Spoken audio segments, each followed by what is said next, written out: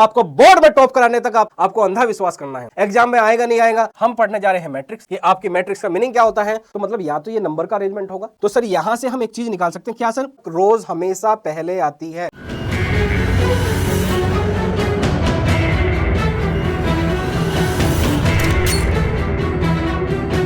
तो मेरे प्यारे बच्चों, एक बार फिर आपके अपने पसंदीदा चैनल मैथ्स की बात में आपका बहुत ही जोरदार तरीके से स्वागत है। और हम नए सीजन में एंटर कर चुके हैं और सीजन 2025-26 बोर्ड में आपको टॉप कराना है। और हमारा नारा ही है कि आपके खत्म होने से आपको बोर्ड में टॉप कराने तक आपको छोड़ेंगे नहीं। आपने कहीं 11वीं क्लास में आपने कुछ भी नहीं पढ़ा हो, कोई दिक्कत नहीं, पूरा साल बर्बाद करिए 11 तो कोई भी दिक्कत नहीं। बस आप हमारे यूट्यूब चैनल पर जुड़े रहिए, कंप्लीट सीरीज देखते रहिए। और सीरीज का नाम है खत्म होने से बोर्ड में टॉप कराने तक आपका साथ नहीं छोड़ेंगे। और कौन नहीं छोड़ेंगे, आपके प्यारे राज सर, क्योंकि आप ही का प्यार है तभी तो हम पढ़ा पा रहे हैं, वरना तो कौन पढ़ा पाएगा। तो आज हम नए सेशन की स्टार्ट कर रहे हैं। चैप्टर नंबर 3 फर्स्ट बुक का है और चैप्टर का नाम है, जैसे कि आप सब जानते हैं, मैट्रिक्स। क्योंकि क्लास 12th में मैट्रिक्स से ही हम स्टार्ट करते हैं, अलजेब्रा का पोर्शन आता है मैट्रिक्स एंड डिटरमिनेंट, और इसके बाद हम स्टार्ट करेंगे रिलेशन फंक्शन, उसके बाद हम इनवर्स ट्रिग्नोमेट्री करेंगे, फिर हम डिफरेंशिएशन, एओडी, इंटीग्रेशन, फिर चैप्टर बाय चैप्टर हम चलते जाएंगे। बस आप साथ बनाए रखिए, एक एक वीडियो कंप्लीटली देखते रहिए। हर एक एनसीईआरटी के क्वेश्चन मैं आपको कराने वाला हूं सॉल्यूशन। यहां पे extra out of the NCERT question भी कराऊंगा, लेकिन उसकी प्लेलिस्ट हमारी अलग होगी, क्योंकि बच्चे जो है ना आउट ऑफ द एनसीईआरटी बहुत कम क्वेश्चन करना चाहते हैं। लेकिन क्योंकि मुझे आपको केवल पास नहीं कराना है, बोर्ड में टॉप कराना है, और बोर्ड में टॉप केवल आप एनसीईआरटी से नहीं कर सकते, इसलिए एनसीईआरटी के साथ साथ मैं बहुत सारे क्वेश्चन आपको बाहर से भी कराऊंगा। और जितना कंसेप्ट मैं आपको पढ़ाऊंगा, अगर आप उस कॉन्सेप्ट को पूरा समझते रहे, उसको रिवाइज करते रहे, और मेरे ऊपर आपने को विश्वास नहीं करना है, आपको विश्वास नहीं करना है, आपको अंधा विश्वास करना है। क्योंकि गुरु के ऊपर विश्वास नहीं, अंधविश्वास रखोगे तभी सफल होगे। क्योंकि अगर आप केवल एनसीईआरटी के चक्कर में पढ़ रहे हैं, आपको यह लगा कि sir out of the NCERT question करा रहे हैं, इनकी क्या रिक्वायरमेंट है, एग्जाम में आएगा नहीं आएगा, तो आपके सर पिछले लगभग 6 से आज 7, इस बार 7th सेशन है मेरा पढ़ाने का, और प्रॉपर आईआईटी मेंस को भी पढ़ाता हूं, एडवांस भी पढ़ाता हूं। तो उस बात से आप बेफिक्र रहिए, हर एक क्वेश्चन पेपर एनालिसिस करके आया हूं। और अगर आपको यकीन आए, अभी बोर्ड का पेपर हुआ है, आप देख लीजिए कितने क्वेश्चन उसमें एनसीईआरटी से आए हुए हैं। तो बेटा, जब से 2020 की न्यू एजुकेशन पॉलिसी आई है, उसका मेन ऑब्जेक्टिव है आपको रट्टाफिकेशन खत्म करना। और अगर आप केवल एनसीईआरटी 20 बार भी सोल्व कर लोगे, एक एक क्वेश्चन कर लोगे, अगर क्वेश्चन वहां डिफरेंट आ गया, अगर वहां क्वेश्चन कंसेप्चुअल आ गया, तो आप फंस जाओगे। इसलिए हर चैप्टर का असाइनमेंट मैं बना रहा हूं, 200, 250 क्वेश्चन हर चैप्टर के आपके होंगे आपके पास में, अपार्ट फ्रॉम एनसीईआरटी। एनसीईआरटी तो प्राइमरी है, वो तो करनी है, लेकिन उससे अलग हर चैप्टर के 200, 250 question, it depends on the nature of the chapter, अलग आपके पास में क्वेश्चन होंगे। और वो क्वेश्चन का सोर्स क्या होगा, आपको उसकी चिंता करने की जरूरत नहीं है, आप केवल विश्वास रखिए, बाकी तो आप मुझ पर छोड़ दीजिए। तो पूरी तैयारी के साथ, पूरी ऊर्जा के साथ, पूरी उमंग के साथ स्टार्ट कर रहे हैं हम चैप्टर नंबर 3 मैट्रिक्स का। और मैट्रिक्स में क्या क्या होता है, यहां आ जाइए जरा, यहां आ जाइए मेरे बच्चों। एक्सरसाइज 3.1 में डायरेक्ट आपको नहीं कराऊंगा, मैं मैट्रिक्स का मीनिंग क्या होता है वो सारी चीजें पहले मैं आपको कंसेप्ट पढ़ाऊंगा, उसके बाद क्वेश्चन पाते हैं। तो सबसे पहले देखते हैं मैट्रिक्स। मैं इस चैप्टर को आपको कैसे कवर कराने वाला हूं, उसका रोड मैप क्या होगा, जरा एक बार देख लीजिए। आज का हमारा गोल क्या होगा, हम पढ़ने जा रहे हैं मैट्रिक्स। अभी आपको बताऊंगा, कहीं आप मैट्रिक्स देखते हो और कहीं पे आप मैट्रिसेस देखते हो, उसमें क्या डिफरेंस है, क्या क्या है, वो सारी चीजें मैं कवर करने वाला हूं। सबसे पहले कि सर इसका मीनिंग क्या होता है मैट्रिक्स का, क्योंकि भाई रट्टाफिकेशन नहीं करना, सारी चीजें बेसिक से लेकर एडवांस तक पढ़ेंगे, बिल्कुल डिटेल में पढ़ेंगे, एक भी क्वेश्चन आपका छूटेगा नहीं। तो सबसे पहले हम पढ़ेंगे कि मैट्रिक्स का एक्चुअली में मीनिंग क्या होता है, ठीक है भाई। फिर मैट्रिक्स के बाद में जाएंगे हम टाइप्स ऑफ मैट्रिक्स में, कि सर मैट्रिक्स की टाइप कितनी होती है। क्वेश्चन चाहे सीयूटी का हो, चाहे बोर्ड का हो, चाहे जेईई मेंस का, क्वेश्चन छूटने नहीं देंगे आपका। फिर जाएंगे हम क्लासिफिकेशन ऑफ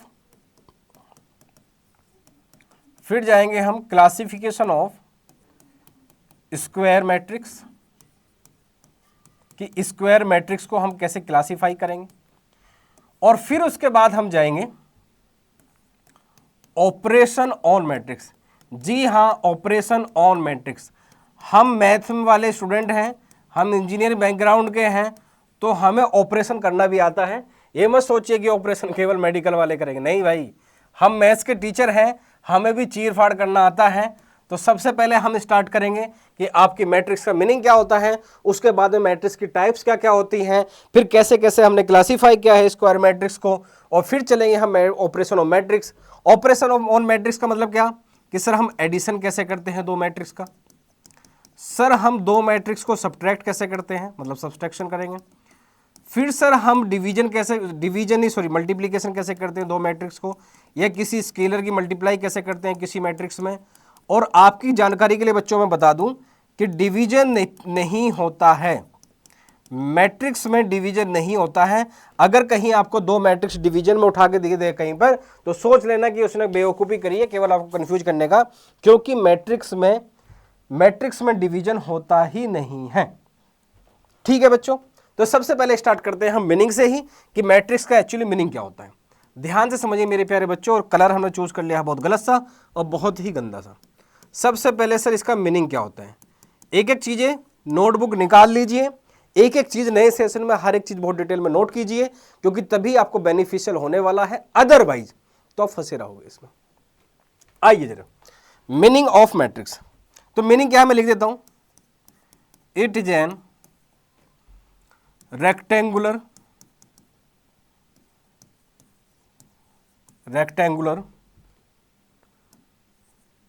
एरे बोल दो चाहे आप उसको, फिर कई बार एक नया वर्ड यूज होता है उसके लिए, array.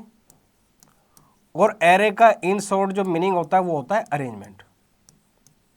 Arrangement of numbers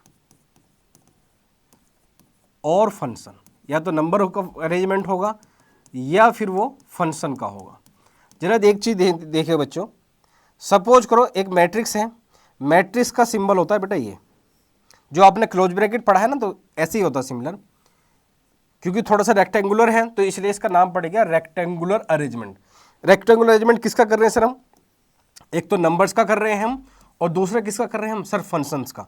function आपने पढ़े होंगे, ट्रिग्नोमेट्री सारे फंक्शन होते हैं, साइन कोस थीटा। आपने log x पढ़ा होगा, फंक्शन होता है। e की पावर x एक्सपोनेंशियल होता है, फंक्शन पढ़ा आपने। पॉलिनोमियल क्या होता है, फंक्शन होता है। तो मतलब या तो ये नंबर का अरेंजमेंट होगा या फिर ये फंक्शन का अरेंजमेंट होगा। तो अगर मैं यहां लिख दूं 1 2 3 4 -1 2 3 1 2, ये सब क्या है, अरेंजमेंट है। किसका है सर, नंबर्स का अरेंजमेंट है। लेकिन अगर कहीं आपको ऐसा भी दिखाई दे जाए कि सर यहाँ पे साइन x दे दिया, यहाँ पे सर हमें cos x दे दिया, यहाँ पे सर हमें log x दे दिया, और यहाँ पे सर हमें tan x दे दिया, तो आपको घबराने की रिक्वायरमेंट नहीं है, क्योंकि आपको पता है मैट्रिक्स केवल नंबर का अरेंजमेंट नहीं है, मैट्रिक्स नंबर के अरेंजमेंट के साथ साथ किसका है सर, फंक्शन का है। और रेक्टेंगुलर क्यों कह रहे हैं, क्योंकि आपको दिखाई दे रहा हो कुछ कुछ शेप ना इसकी रेक्टेंगुलर सी है, तो इसलिए इसका नाम पड़ गया रेक्टेंगुलर अरेंजमेंट। किसका, नंबर का और फंक्शन का। अब ये जो नंबर होते हैं और ये जो फंक्शन होते हैं, इसको मैट्रिक्स की टर्म में हम क्या बोलते हैं, या तो आप इसको एंट्रीज बोल लो या फिर आप इसको एलिमेंट बोल लो। तो एलिमेंट भी सही है और आपकी एंट्रीज भी सही है, क्योंकि आप कॉमर्स वाले बच्चे होंगे तो आपको पता होगा एंट्री कैसे करते हैं। तो 1 की एंट्री, 2 की एंट्री, 3 की एंट्री, 4 की entry, -1 2 3 1 2 sin x cos x log x tan x, इसको एंट्रीज भी कहते हैं। और किसी भी मैट्रिक्स का इसको हम एलिमेंट भी कहते हैं। क्या कहते हैं सर, एलिमेंट भी कहते हैं।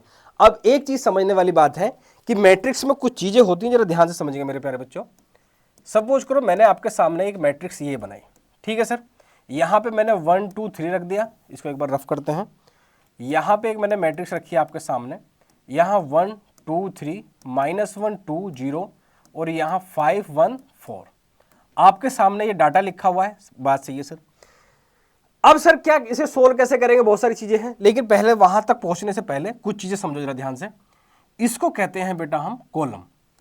क्या कहते हैं सर, इसको हम कहते हैं कॉलम। मतलब जो चीजें वर्टिकल है मैट्रिक्स में उसको कहते हैं हम कॉलम, और जो चीजें ये हॉरिजॉन्टल है इसको कहते हैं बेटा हम रोज।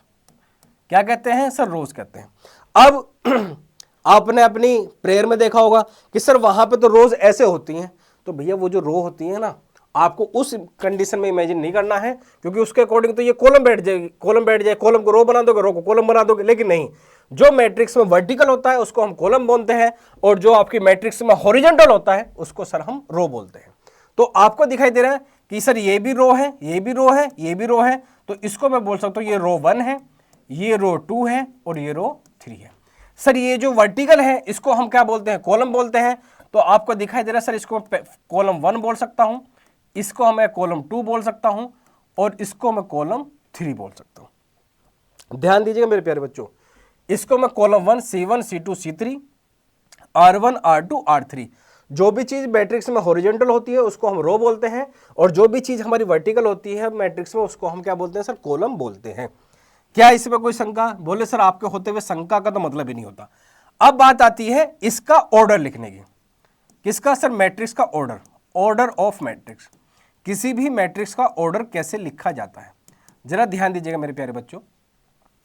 आपको दिखाई दे रहा है सर यहां पे जो है ना मेरे पास में 3 तो रो है और 3 ही मेरे पास में क्या है, कॉलम है। तो ध्यान रखना इसको लिखते हैं 3 क्रॉस 3। क्या लिखते हैं सर? 3 क्रॉस 3। ध्यान रखना पहले हमेशा हम रोज लिखते हैं। क्या लिखते हैं? रोज। लेकिन सर यहां पे तो सिमिलर ही है, वही रोज है वही कॉलम है, तो अभी चेंज भी करके दिखाता हूं आपको मैं। तो हमेशा ध्यान रखना जब भी आप किसी मैट्रिक्स का ऑर्डर लिखोगे तो पहले जो है आप उसकी रोज लिखोगे। जैसे कि जरा ध्यान दो भाई बच्चों, 1, 2, 3 या 4, -1, 2। तो आपको दिखाई दे रहा है सर ये जो अभी आपने बताया वर्टिकल, ये क्या होता है सर? कॉलम होती है। तो ये कॉलम 1 हो गई सर, ये कॉलम 2 हो गई और सर ये कॉलम 3 हो गई। सर ये जो हॉरिजॉन्टल होती है सर इसको आपने रो बताया था, तो सर ये मेरी रो 1 हो गई और ये मेरी सर रो 2 हो गई। बात तो सही है सर। सर आपने बताया था किसी भी मैट्रिक्स का जब हम ऑर्डर लिखते हैं पहले नंबर ऑफ रोज लिखते हैं, उसके बाद क्या लिखते हैं? कॉलम लिखते हैं। तो अगर मुझे इस मैट्रिक्स का ऑर्डर लिखना हो, जरा ध्यान दो मेरे पास में रोज कितनी है सर? 2 है। एक रो ये, एक रो ये, तो ये कितना होगा? 2। फिर क्या करूंगा सर? मैं क्रॉस का साइन लगाऊंगा। कॉलम कितनी है मेरे पास है? 1 2 3, 2 क्रॉस 3। तो ये आपका ऑर्डर आ गया। तो ऑर्डर कितना होगा सर मेरे पास में? 2 क्रॉस 3।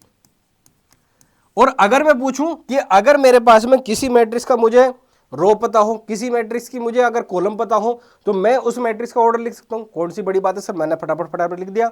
लेकिन अगर मैं आपसे पूछूं कि एक गिवन मैट्रिक्स है उसका जो है उसमें जो है उसकी रोज कितनी है सर? 2 है। उसमें कॉलम कितनी है सर? 3 है। क्या आप उस मैट्रिक्स के एलिमेंट्स बता सकते हो? और मैंने आपको बताया ये जो इसके अंदर प्रेजेंट होते हैं इसको हम एलिमेंट भी बोलते हैं और रोज भी बोलते हैं। तो सर यहां से हम एक चीज निकाल सकते हैं, क्या sir? Number of elements, number of elements of matrix of order. अगर किसी मैट्रिक्स का ऑर्डर 2 क्रॉस 3 है तो दोनों की मल्टीप्लाई कर दो, जितना भी आएगा वही उस मैट्रिक्स में एलिमेंट होंगे। काउंट करके देख लो, 2 3 या 6, 1 2 3 3 4 5 6, तो कितने एलिमेंट है सर? 6 है। क्या कोई दिक्कत है इसमें? तो अगर हमारे पास में सबसे पहली बात मैट्रिक्स क्या होती है? अरेंजमेंट होती है। किसका होती है? डाटा का अरेंजमेंट होती है। किस फॉर्म में होती है? रेक्टेंगुलर फॉर्म में होती है। दिखता है इसलिए उसका नाम रख दिया हमने रेक्टेंगुलर अरेंजमेंट। ठीक है सर। उसके बाद में किसी भी मैट्रिक्स का ऑर्डर कैसे लिखते हैं कि सर जो हमारे पास में ये रोज होती है, ये कॉलम होती है। ध्यान रखना रोज हमेशा पहले आती है। अगर आप 3 क्रॉस 2 लिख दोगे तो गड़बड़ हो जाएगा, नंबर आपके कट जाएंगे। और ऐसी छोटी छोटी गलतियां नहीं करनी है, क्योंकि नंबर ऑफ रोज पहले लिखनी है, कॉलम बाद में लिखनी है। इसी पे पूरा मैट्रिक्स का चैप्टर डिपेंडेंट है। और फिर आपका इसके बाद जो डिटर्मिनेंट है वो भी इसी पे डिपेंडेंट है। ध्यान रखना बेटा, मैट्रिक्स और डिटर्मिनेंट ना भाई बहन की तरह है, गुत्थम गुत्था है। तो आप इनको सेपरेट नहीं कर पाओगे। और ये बहुत बेसिक सी चीजें हैं, यहीं से स्टार्ट होगी। लेकिन अगर आप अच्छे से नहीं समझोगे तो फिर गड़बड़ है। तो ऑर्डर कितना होगा सर मेरा? 2 क्रॉस 3 हो गया। इसलिए नंबर ऑफ एलिमेंट कितने हो गए सर इसमें? 6 हो गए।